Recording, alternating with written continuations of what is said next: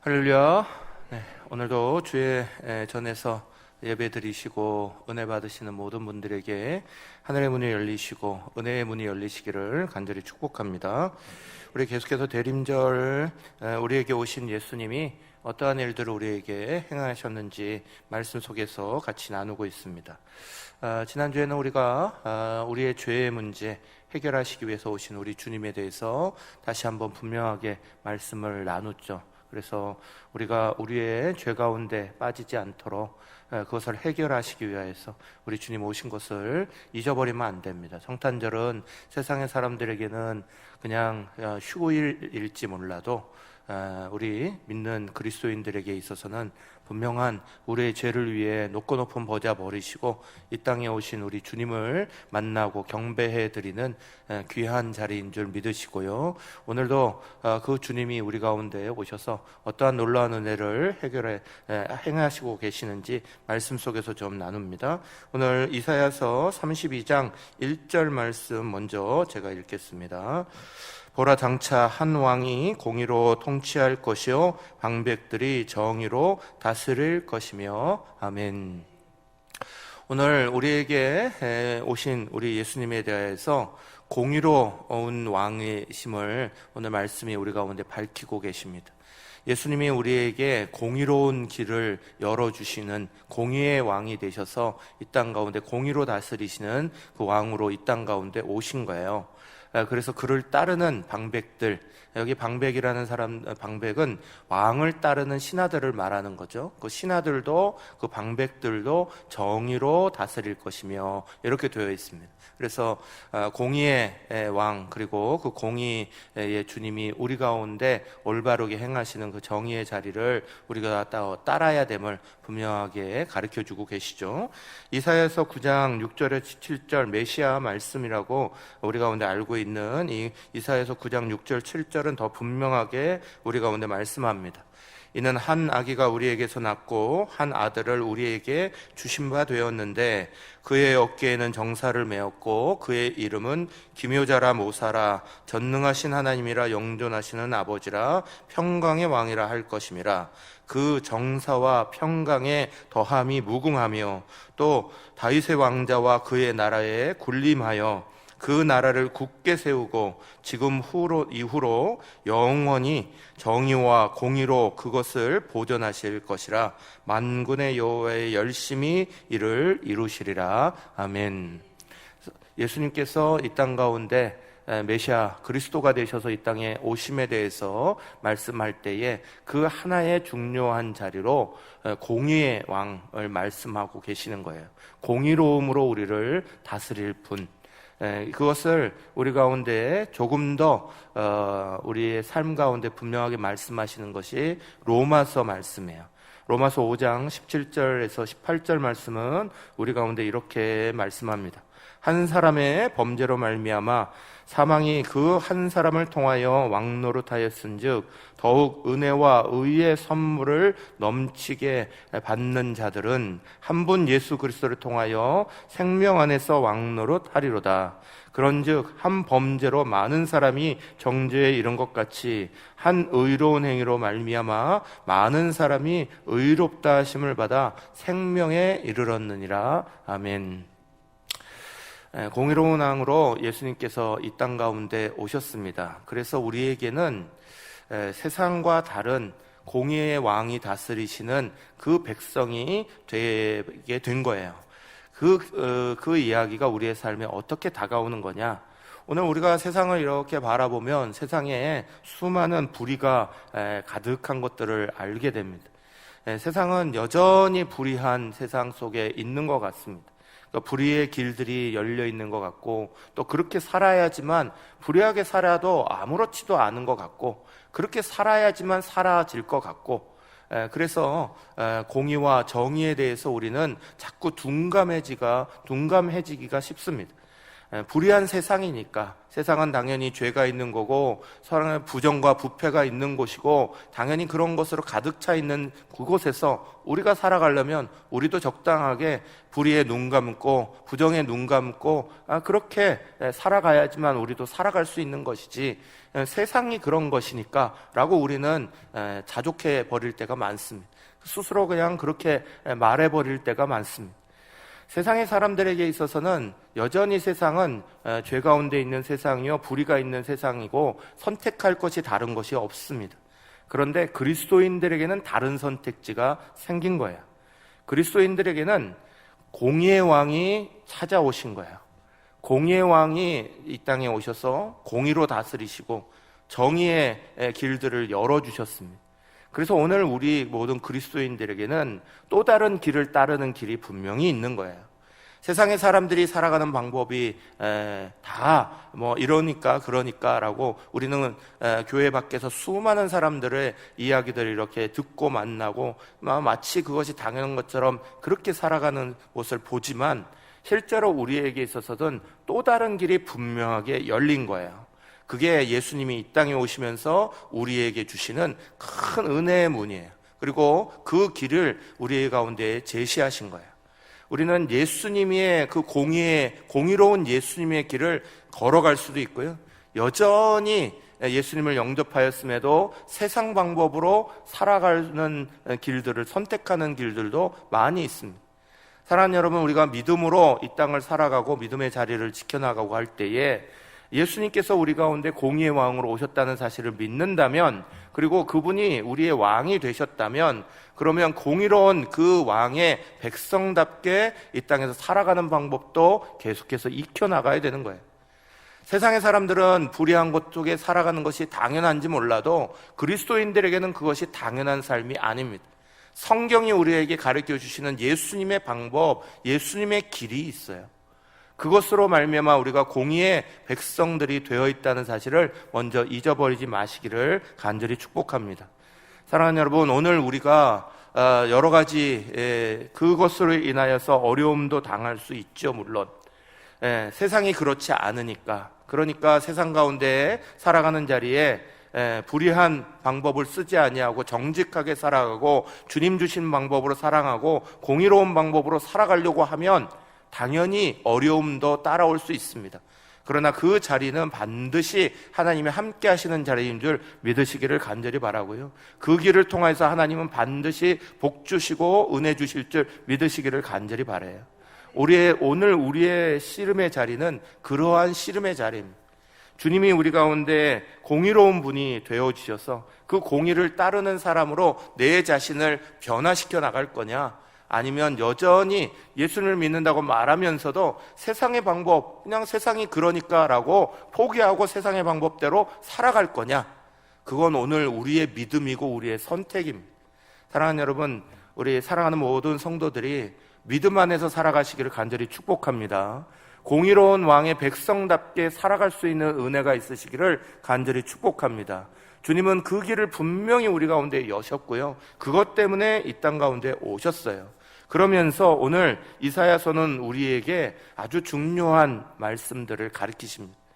그렇게 공의로운 왕이 우리 가운데 오셔서 우리를 다스릴 때, 그 왕의 백성으로 살아갈 때 하나님 안에서 그 공의로운 왕의 자리 안에서 우리는 어떠한 은혜를 받을 거냐, 이사야서 32장 2절 말씀이 오늘 중요하게 우리 가운데 4가지 중요한 비유를 들어서 우리의 삶의 자리를 비추어 주셨어요. 오늘 그 말씀을 중점적으로 좀 나눌 겁니다. 이사야서 32장 2절 말씀, 우리 같은 목소리로 같이 읽겠습니다. 시작. 또 그 사람은 광풍을 피하는 곳, 폭우를 가리는 곳 같을 것이며 마른 땅의 냇물 같을 것이며 곤비한 땅의 큰 바위 그늘 같으리니. 아멘.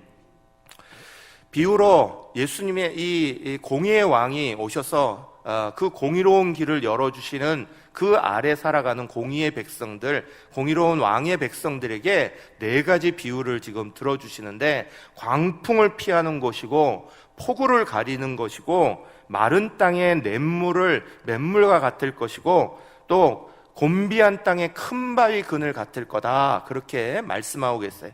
제일 먼저 광풍을 피하는 곳이 되어주신다. 그분은 우리의 광풍을 피하는 곳이 되어주신다라는 말씀의 의미가 뭘까요? 사랑하는 여러분, 오늘 우리의 삶에는 우리 자신의 마음 속에 또 우리의 삶 속에 수많은 광풍이 몰려올 때가 있습니다. 우리가 어쩌지 못하는 엄청난 바람이 우리 자신을 휘감아 몰아칠 때가 있습니다. 그 광풍에 휩쓸려서 도대체 피할 자리를 찾지 못하는 우리 자신들을 발견하게 됩니다. 그 광풍이라는 것은 현실적인 문제로만 다가오는 것 이전에 존재론적으로 우리 가운데 찾아오는 것이 있어요. 우리가 이 땅 가운데 예수 그리스도를 믿음으로 말미암아 내가 죄인임을 알게 되었지만, 그러나 주님이 우리를 불러 가실 때까지 여전히 죄의 모습을 벗지 못하는 것도 사실입니다. 그러기에 인간은, 사람은 모두 다 존재론적으로 광풍을 가지고 살아갑니다. 그 광풍이 뭐냐?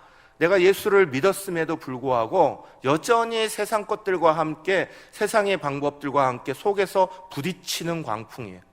그것으로 말미암아 일어나는 죄책감의 광풍이고, 그것으로 말미암아 허무와 또 절망과 만나게 되는 광풍이에요.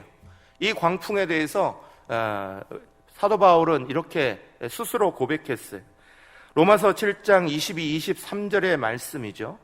내 속사람으로는 하나님의 법을 즐거워하되 내 지체 속에서 한 다른 법이 내 마음의 법과 싸워 내 지체 속에 있는 죄의 법으로 나를 사로잡는 것을 보는도다. 아멘. 사랑하는 여러분, 사도 바울은 바울 서신을 통하여서요, 우리 가운데 성경의 수없는 말씀들을 통하여서 성령님에 대해서 얘기했던 분입니다.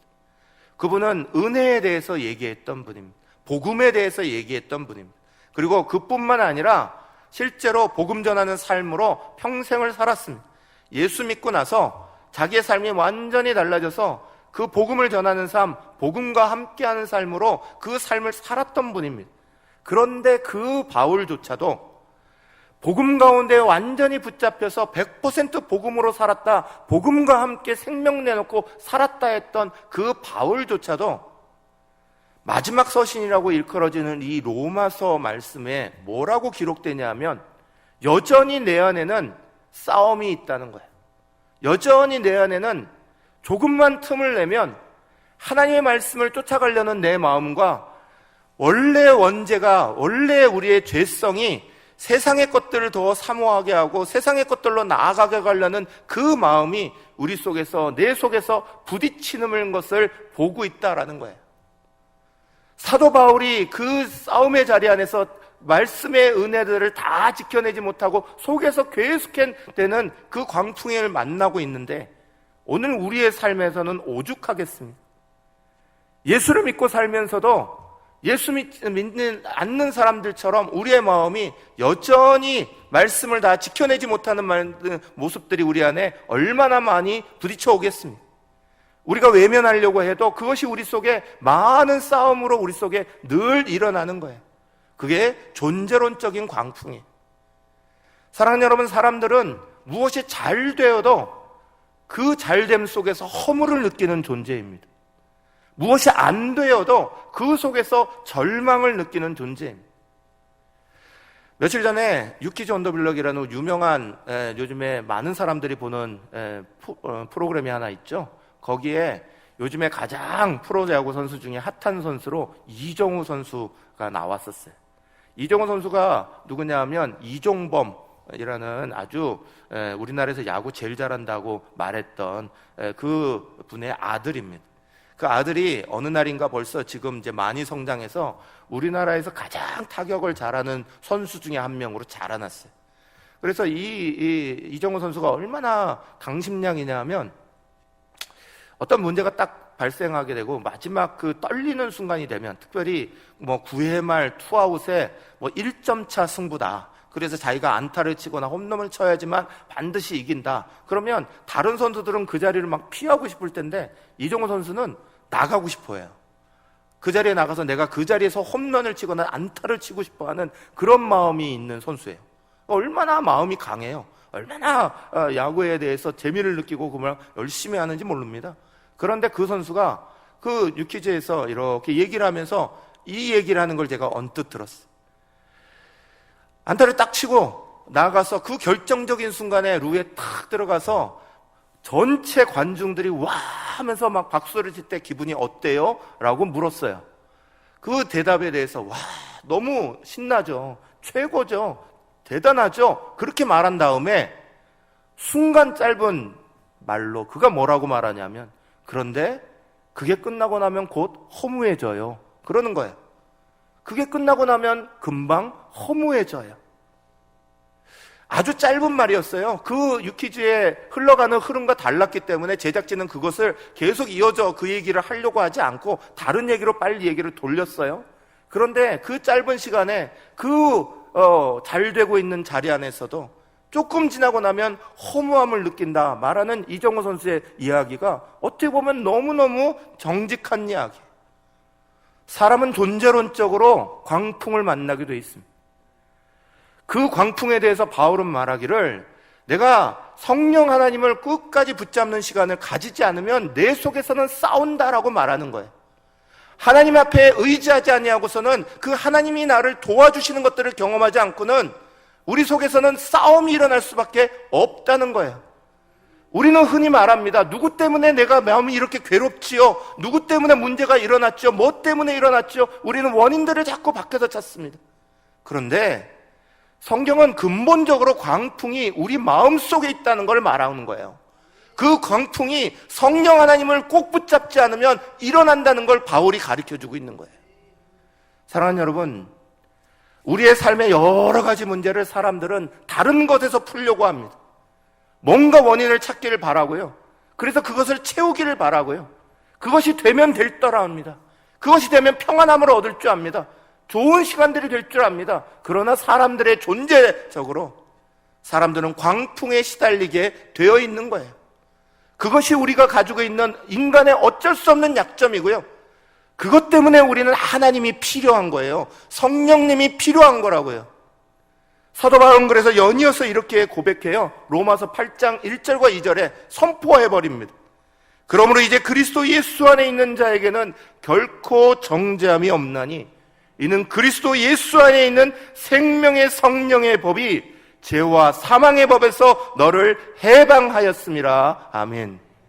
사랑하는 여러분, 우리가 죄와 사망의 법 안에서 계속해서 하나의 말씀과 우리 자신의 자리 안에 부딪힘이 일어나는 그 광풍을 잠재울 수 있는 유일한 것은 성령님 끝까지 붙잡는 것밖에 없는 거예요.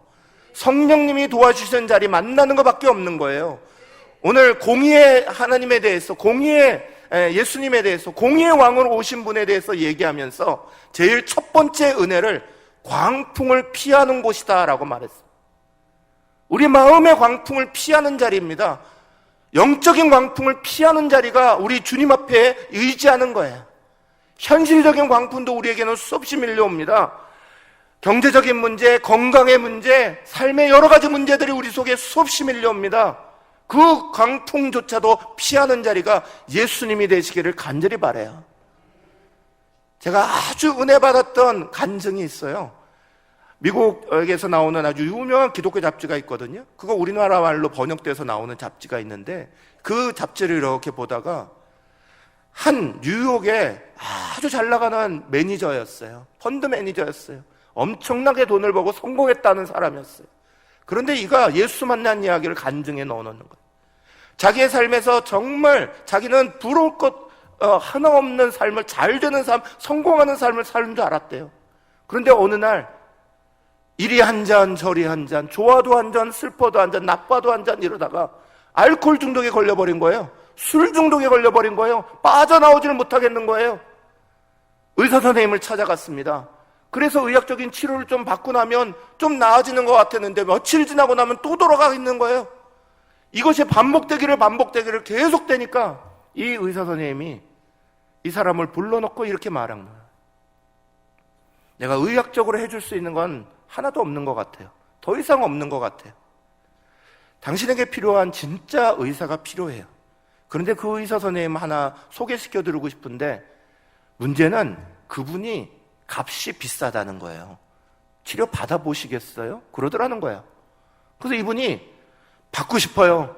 가정도 안 되죠. 직장도 안 되죠. 내 삶이 다 무너졌어요. 이거 고쳐야 됩니다. 바꿔야 됩니다. 그래서 그 의사 선생님이 그 선생님을 가르쳐 줍니다. 그분은 예수 그리스도세요. 그런데 그 값이 있어요. 그분에게 몸과 마음과 생활 전부를 맡기셔야 되는 거예요. 그러면 반드시 당신은 고쳐질 거예요. 그렇게 가르쳐 줬대요. 그 얘기를 마치고 상담을 마치고 이 의사를 떠나서 이분이 나왔어요. 이 중독자가 나왔어요. 내려오자마자 온몸이 술을 땡기더랍니다. 온몸이 술을 원하더랍니다. 막 술을 찾고 싶고 막 마시고 싶고 다시 가고 싶은데 그 의사 선생님 말이 떠오른 거예요. 그래서 교회를 찾아갑니다. 가까운 교회를 가요. 그런데 뉴욕에 있는 교회들이 보통은 평일날 문을 다 닫아 놓습니다. 잠궈놔 버려요. 그러니까 문을 막 두드리는데도 열리질 않는 거예요. 그래서 두드리다가 옆을 이렇게 보니 우편함 하나가 있더래요. 그 우편함을 보고는 자기 명함을 꺼내가지고 거기에 이렇게 썼어요. 예수님, 저 이거 고쳐야 합니다. 제 몸과 마음과 생활 전부를 드리겠습니다. 고쳐주세요. 이러고 명함을 집어넣었는데 그 명함을 넣고 나서 자기의 마음에 평안함이 확 찾아오기 시작한 거예요. 그래서 그 순간부터 다가오는 그 놀라운 은혜를 붙잡고 다시 그 의사 선생님과 함께 고쳐낸 거예요. 그래서 간증을 한 거예요. 사랑하는 여러분, 우리의 삶에 엄청난 광풍이 몰려옵니다. 그 광풍을 피하는 것이 예수님이라고 성경은 분명히 말해줍니다. 그런데 거기에는 값이 있어요. 말 그대로 몸과 마음과 생활 전부를 드리려 해야 되는 거예요. 광풍을 피하는데 임시처소처럼 피하는 사람이 많아요. 텐트에 잠시 머물렀다가 돌아오는 사람처럼 급하고 문제가 생기면 거기에 잠깐 머물렀다가 내 마음에 광풍이 자라앉는 것 같으면 다시 나와요. 그러니 또 광풍을 만나죠. 예수님 끝까지 잡아야죠. 사도 바울은 분명히 말합니다. 우리는 아직도 죄인이기 때문에 존재론적인 부딪힘이 있어요. 주님을 의지할 때, 성령님 붙잡을 때는 마음속에 기쁨이 있는 것 같고 평안이 있는 것 같아요. 그런데 그거 조금만 놓치고 나면 다시 밀려드는 허무함과 다시 밀려드는 말할 수 없는 괴로움들이, 그 광풍이 우리를 덮치는 거예요. 그거 사람이 해결하는 거 아니에요. 누구 때문에 해결하는 거 아니에요. 사랑하는 여러분, 주님 앞에 몸과 마음과 생활림을 맡기시기를 간절히 축복합니다. 그분에게 피해야 되는 거예요. 예수님이 그것 때문에 이 땅에 오셨다고요. 공의의 그늘 아래 그 은혜의 자리, 광풍을 피하는 곳이 되어주시기 위해서 이 땅에 오셨다는 거예요. 두 번째 뭐라고 말씀하시니까? 폭우를 가리운다라고 말했어요. 예수님이 우리에게 폭우를 가리워 주시는 곳이 되신다 말씀하셨어요. 사랑하는 여러분, 폭우는 심판을 얘기하는 거예요. 피할 수 없는 쏟아지는 비를 말하는 거예요. 세상에 그 누구도 하나님의 심판에서 벗어날 수가 없는 거예요. 그런데 그 폭우를, 그 하나님의 심판을 가리워 주시는 분, 이분이 우리의 공의의 왕이신 예수 그리스도세요. 사랑하는 여러분, 수많은 사람들은 나중에 죽어서 하나님 앞에 갈 때 심판받는 줄 알아요. 아니요. 현세적인 심판도 있다는 걸 여러분 기억하셔야 돼요. 시편 1편부터 그걸 가르쳐 주는 걸요. 시편 1편에 복 있는 사람에 대해서 말하면서 4절부터 6절에 보면 반대의 이야기를 해줍니다. 이렇게 말씀합니다. 악인들은 그렇지 않으며 오직 바람에 나는 겨와 같도다. 뿌리 깊은 나무가 아니에요. 그냥 겨와 같다는 거예요. 그러므로 악인들은 심판을 견디지 못하며 죄인들이 의인들의 모임에 들지 못하리로다. 무릇 의인들의 길은 여호와께서 인정하시나 악인들의 길은 망하리로다. 아멘. 사랑하는 여러분, 히브리서 9장 27절은 말하기를 한 번 죽는 것은 사람에게 정한 것이요 그 후에는 심판이 있으리리 하면서 마지막 죽은 이후에 주님 앞에서의 받는 심판을 말합니다. 그러나 시편은 먼저 우리 가운데 말하기를 현세적인 심판도 있다고 말씀하시는 거예요. 이미 우리가 살아가는 동안 하나님 안에서 평안을 얻지 못하고 의를 얻지 못하고 그 안에서 괴로움을 얻고 그 속에서 존재하며 그 포부를 다 맞아가는 그것을 깨달으라는 거예요. 사랑하는 여러분, 주님이 우리 가운데 오셔서 광풍에 피할 자리가 되어주시고 심판의 포구를 가리우시는 분이 되어주시겠다 약속하셨어요. 그 주님의 은혜를 만나시기를 간절히 축복합니다. 세 번째 은혜가 뭐라고 비유되어 있어요? 메마른 땅에 냇물과 같을 것이다 그러셨어요. 여러분, 오늘 우리가 살아가는 땅이 어떤 땅이에요? 정이 많고 따뜻한 숲과 같이, 따뜻한 온실과 같이 따뜻한 자리가 열려 계신가요?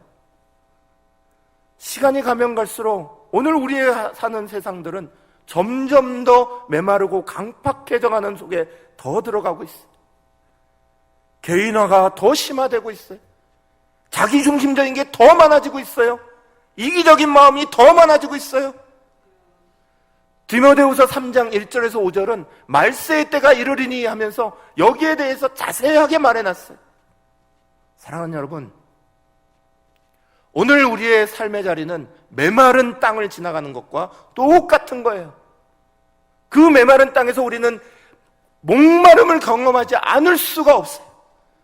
누군가가 내게 목을 축여주겠지 옆에 사람의 도움을 구합니다. 그러나 그 도움이 되던가요? 메마른 땅을 걸어가는 사람들은 자기조차도 혼자 건사하기 힘들어요.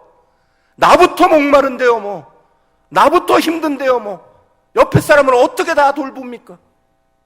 사람에게서 그것을 기대할 수가 없는 거예요. 그런데 예수님은 여기에 대해서 분명하게 말합니다. 요한복음 4장 14절 같이 읽으시겠어요? 시작. 내가 주는 물을 마시는 자는 영원히 목마르지 아니하리니 내가 주는 물은 그 속에서 영생하도록 솟아나는 샘물이 되리라. 아멘. 사랑하는 여러분, 주님의 물을 마시셔야 돼요. 사람의 물을 기대하시면 안 돼요. 사람들은 주님이 아니에요. 목사인데도 주님이 아니에요.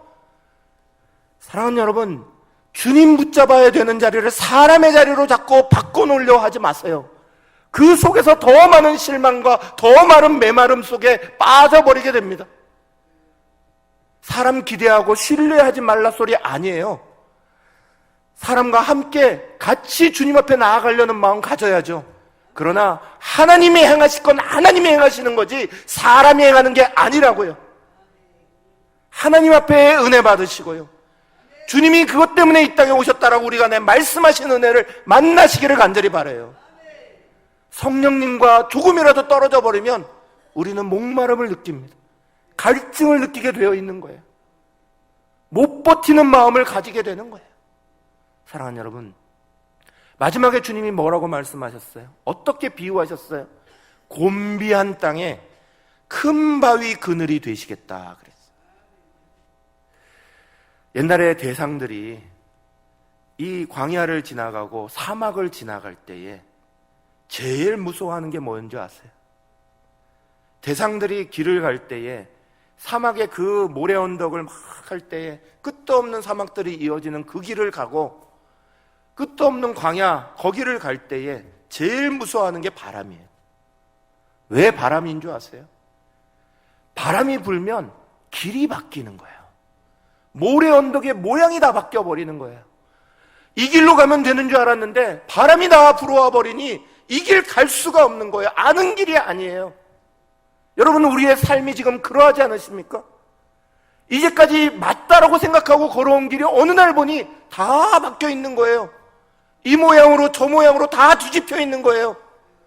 이게 맞는 일이라고 생각하고 왔어요. 이것이 바른 도덕이라고 생각하고 윤리라고 생각했어요. 오늘 다 바뀌잖아요. 갑자기 바뀌잖아요. 어느 날 갑자기 바뀌잖아요. 그런데 그 대상들이 그 바뀌는 모래 언덕을 만나는 이정표를 잃어버리는 사람이 바뀌지 않은 이정표를 잡는 게 큰 바위가 되는 거예요. 그 큰 바위에서 유일하게 길을 찾는 거예요. 예수님이 우리에게 그렇게 하시겠다 말씀하고 계시는 거예요. 사랑하는 여러분, 삶의 자리를 지나갈 때 수없는 일들이 우리의 자리를 뒤엎어버립니다. 이 모양으로 바뀌고 저 모양으로 바뀌어버리고 있는 거예요. 광풍과 폭우가 우리의 삶에 우리의 자리들을 막 바꾸어 버립니다. 메마른 땅에서 목마름을 느낍니다. 그 모든 자리에서 우리 주님이, 그 공의로우신 왕이 광풍을 피할 자리가 되어 주시겠다 약속하셨고요, 폭우를 가리시는 분이 되어 주시겠다 하셨고요, 목마른 그 메마른 땅에 냇물이 되어 주시겠다 하셨어요. 곤비한 그 땅에 큰 바위의 그늘이 되어 주시겠다 약속하셨어요. 그 주님이 이 땅에 오신 거예요. 사랑하는 여러분, 우리는 주의 백성입니다. 대한민국 시민권 가지고 살고 경주 시민으로 살아가고 있지만 우리는 주님의 나라에 이미 공의로운 왕의 백성으로 있는 줄 믿으시기를 간절히 바랍니다. 그런데 여전히 눈이 세상의 눈만 뜨고 사십니까? 세상 가운데서 그것들을 채우기를 바라십니까? 우리를 채워주실 분은 예수님밖에 없는 거예요. 예수님 그것 때문에 이 땅에 오셨다고요.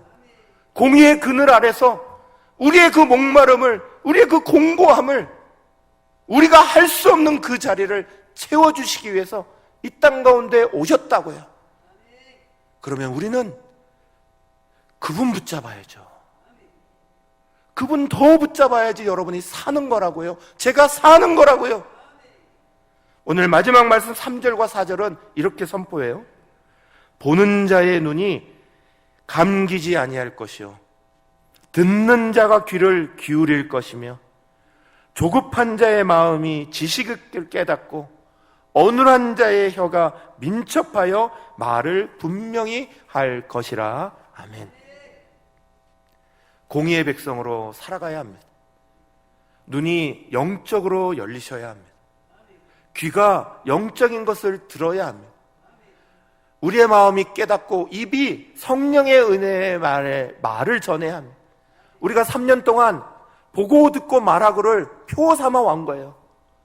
보고 듣고 말하고를 우리의 눈, 우리의 것으로 세상 보지 말고요, 세상의 방법으로 가지 말고 성령님 인도하시는 대로 하자고 지난 3년 동안 그렇게 해온 거예요. 보는 것이 성령님 안에서 보셔야 되는 거예요. 듣는 것이 성령님 안에서 들려야 하는 것이고, 말하는 것이 성령님으로 말해야 우리의 세계관이 변하는 거라고요. 은혜가 바뀌는 거예요. 사랑하는 여러분, 여러분이 옷을 사셔서 그 옷을 1년, 2년 농에다가 처박아 놓으셨다가 장롱 속에 넣어 놓으셨다가 한 3년쯤 지나고 나갖고 꺼내서 입으시는 분 있어요? 맛있는 신선한 음식 사갖고는 그거 요리하지 아니하고 냉동실에 집어넣은 다음에 그것이 완전히 냉동식품 다 된 다음에 그걸 꺼내가지고 그때서야 요리하시는 분 있어요? 그건 어리석은 사람이죠. 아니라는 사람이죠. 오늘 성경은 우리가 읽은 다음에 그 얘기를 하고 있어요. 9절 말씀에, 이사야서 32장 9절 말씀에 뭐라고 말씀하냐? 너희 안일한 여인들아, 일어나 내 목소리를 들을지어다.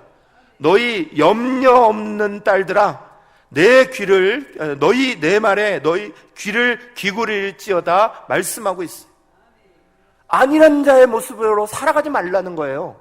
안일한 자의 사의 모습으로 살아가니까 그 바로 다음 절 이사야서 32장 10절에 뭐라고 말씀하느냐? 이렇게 말씀해. 너희 염려 없는 여자들아, 1년 남짓 지나면 너희가 당황하리니 포도 수확이 없으며 열매 거두는 일이 이르지 않을 것임이라. 아멘. 사랑하는 여러분, 신앙은 안일한 마음으로 하는 게 아니에요. 그러면 우리가 어느 틈엔가 거둘 소득이, 그 수확이 다 사라져버리는 걸 만나게 되는 거예요.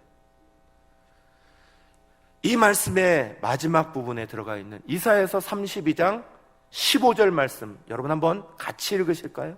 같이 읽겠습니다. 시작. 마침내 위로부터 영을 우리에게 부어 주시리니 광야가 아름다운 밭이 되며 아름다운 밭을 숲으로 여기게 되리라. 아멘.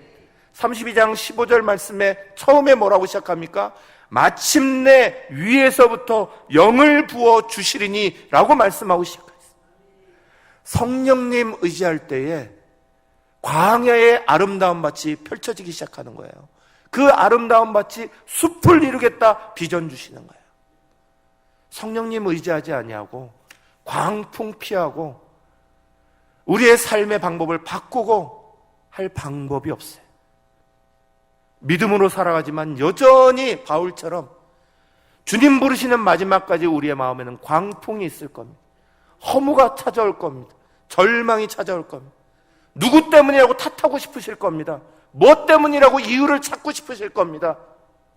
그러나 그 자리에 성령님 안 계시다는 사실을 깨달으시길 간절히 바라요.